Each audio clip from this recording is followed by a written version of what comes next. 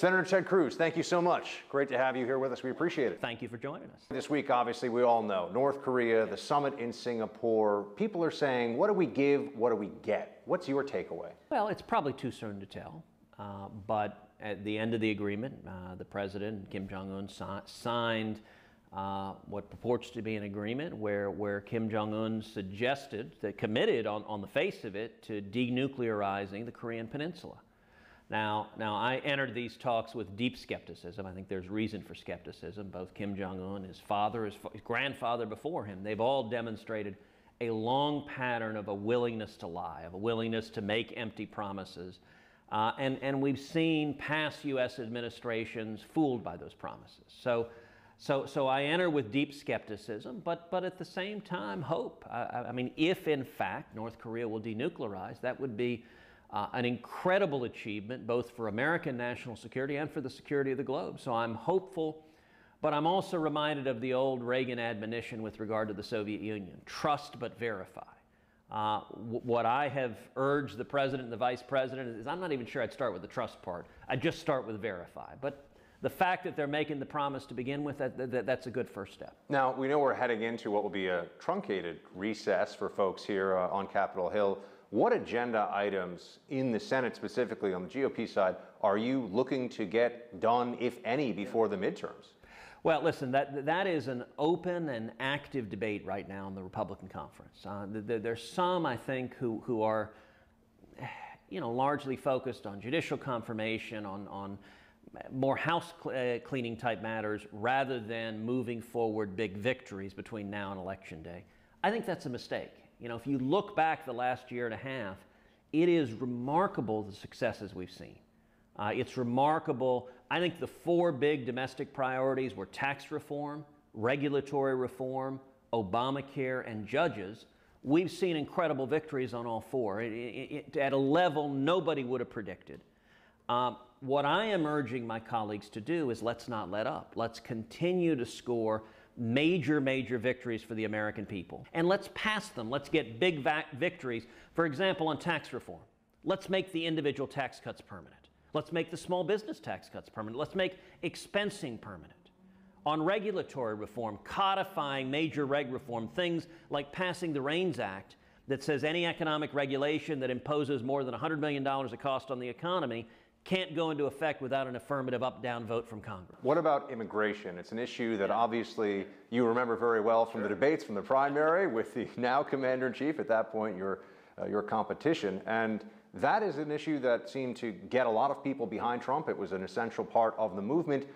There have been some actions taken at the executive level. There has not been any legislative action on immigration worth speaking of. Are we at a point where you need 60 votes in the Senate to actually get anything worthwhile done on immigration? One of the things I urged was building a wall, funding building a wall. One of the ways we could do it is through legislation I introduced called the El Chapo Act, that would take money criminally forfeited from El Chapo and other drug lords and use those billions to build a wall to secure the border. Now that, I think we could unite and get 50 Republicans to do it.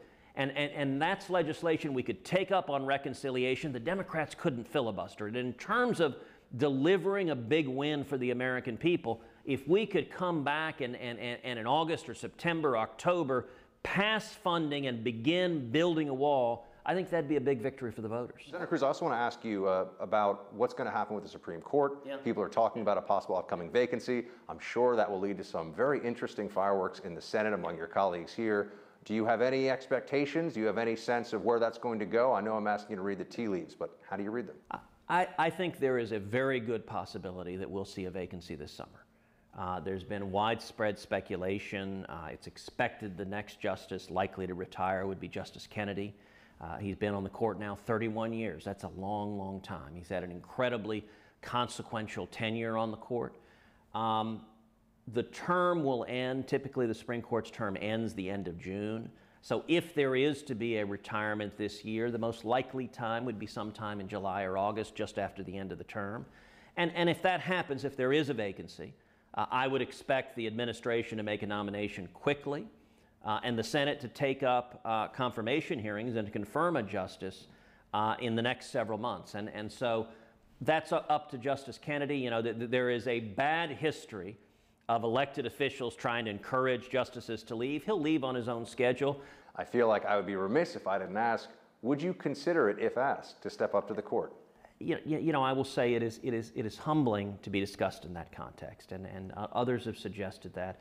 I've spent much of my adult life in and around the Supreme Court. I revere the institution, what it has meant for our country, for the Constitution, for the rule of law, what it's meant for protecting individual liberty, the basic liberty every one of us has. The short answer is no. That's not a path I'm interested in going down. As important as the court is, and I think it's incredibly important, a principled federal judge stays out of political and policy fights, doesn't engage, simply follows the law. If I were ever a judge, that's what I'd do. I don't want to stay out of political and policy fights. I want to be right in the middle of them. The Senate is the battleground for just about every big policy fight we've got right now, whether on taxes, on regulations, on Obamacare, on judges, on national security, on our military. And so I'd like to be part of confirming 2, 3, 4, 5 strong constitutionalist judges to the court, but personally speaking, I don't have any desire to be one of them. As a conservative, still in good standing with the conservative movement in this country, such as it is, how do you grade what's gone on so far with the Trump administration? Well, and you not with a letter grade per se, I'll give you the leeway to... We're at a strange time. This is as crazy a time in Washington as we've ever seen. I joked earlier today that apparently Dennis Rodman is our new ambassador to North Korea. I mean, anything can happen. Super special envoy is what we're calling it. Indeed. But despite all the craziness, I think it's remarkable how much is getting accomplished.